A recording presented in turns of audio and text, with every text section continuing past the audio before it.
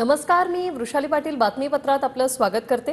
या बातमीपत्रात पाहूया महत्त्वाच्या 50 बातम्या सुपरफास्ट पद्धतीने।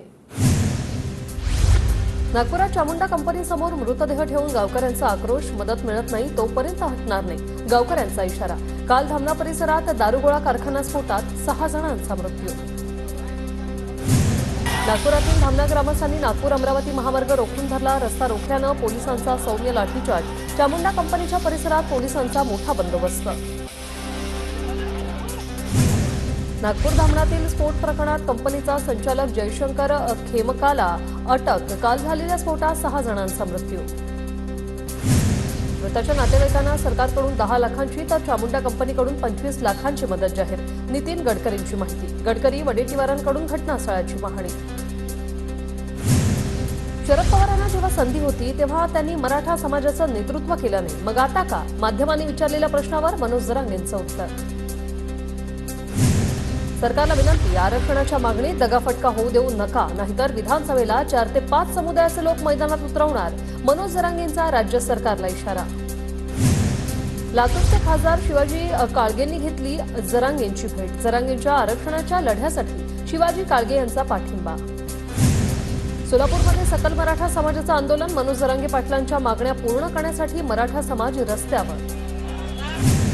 रवी राणांनी बोलावली युवा स्वाभिमान पक्षाच्या पदाधिकाऱ्यांची बैठक। विधानसभा निवडणुकीच्या तयारीबाबत बोलावली बैठक। पुढील 3 ते 4 दिवसात बैठक होण्याचा अंदाज।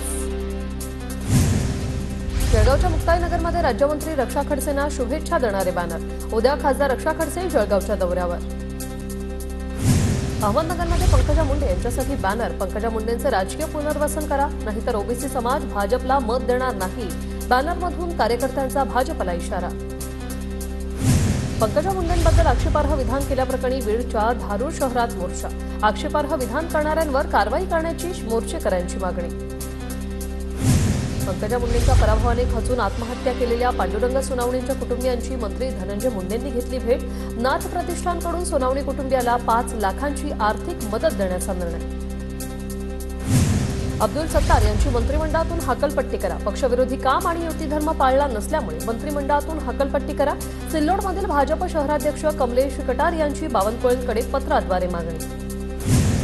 विदर्भात भाजपचे आमदार विधानसभा निवडणुकीच्या कामाला लागले। आमदारांसमोर लोकसभेत दुरावलेल्या मतदारांना परत आणण्याचं आव्हान। भाजप आदिवासी मतदारांसाठी मेळावे घेणार। धाराशिवमध्ये शालेय पोषण आहार संघटनेच्या जिल्हाधिकारी कार्यालयावर मोर्चा।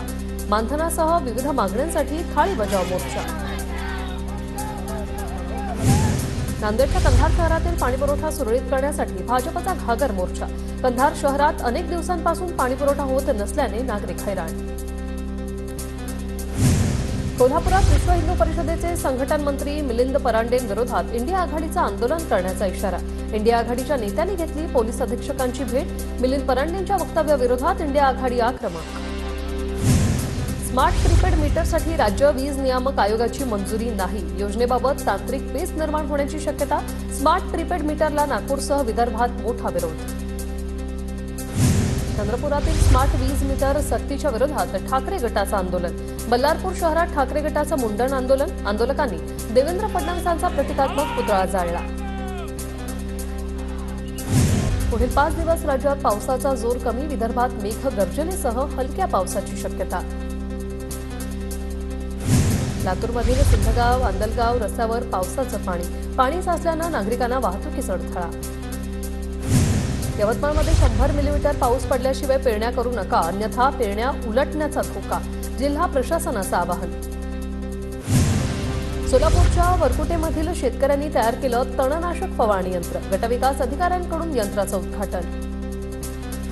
नांदेडमधील धर्माबादच्या मिरचीला देशभरात मागणी। धर्माबादच्या मार्केटमध्ये वर्षाकाठी 200 कोटींची उलाढाल। पुरंदरमधील शेतकरी कोथिंबिरीच्या उत्पादनातून लखपती। राजेंद्र धुमाळांचा 2 एकर शेतीतून 3.5 लाखांचं त्यांना मिळालं उत्पन्न। जळगावच्या भुसावळमध्ये वातावरण बदलाचा, भाजीपाल्यांना फटका। पालेभाज्या आणि फळभाज्यांची दरवाढ। पवना धरणग्रस्तांना राज्य सरकारचा मोठा दिलासा। धरणात जागा गेलेल्या खातेदारांना प्रत्येकी 4 एकर जमीन परत मिळणार।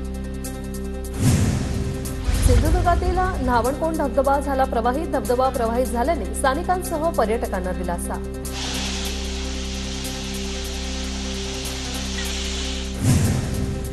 सोलापूरच्या करमाळा तालुक्यातील ग्रामीण पाणी पुरवठा कार्यालयावर ग्रामस्थांचं आमरण उपोषण सुरू. जुन्या विहिरीचं काम केला नसल्याचा ग्रामस्थांचा आरोप. दुकानं पेटवून दिल्याची घटना. साजापूर गावात घडली घटना. अज्ञात तरुणांनी दुकानं पेट्रोल टाकून पेटवली. संपूर्ण घटना सीसीटीव्हीत कैद.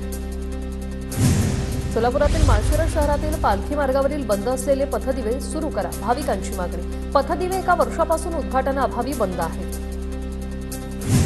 संत ज्ञानेश्वर महाराज पालखी मार्गावरील खचलेला मार्ग अद्याप दुरुस्त नाही. उघडेवाडी ठाकूर बुवा समाधीजवळ गेल्या वर्षी रस्ता खचला होता. नव्यानं बांधलेला पालखी मार्ग खचल्याने वारकऱ्यांमध्ये नाराजी.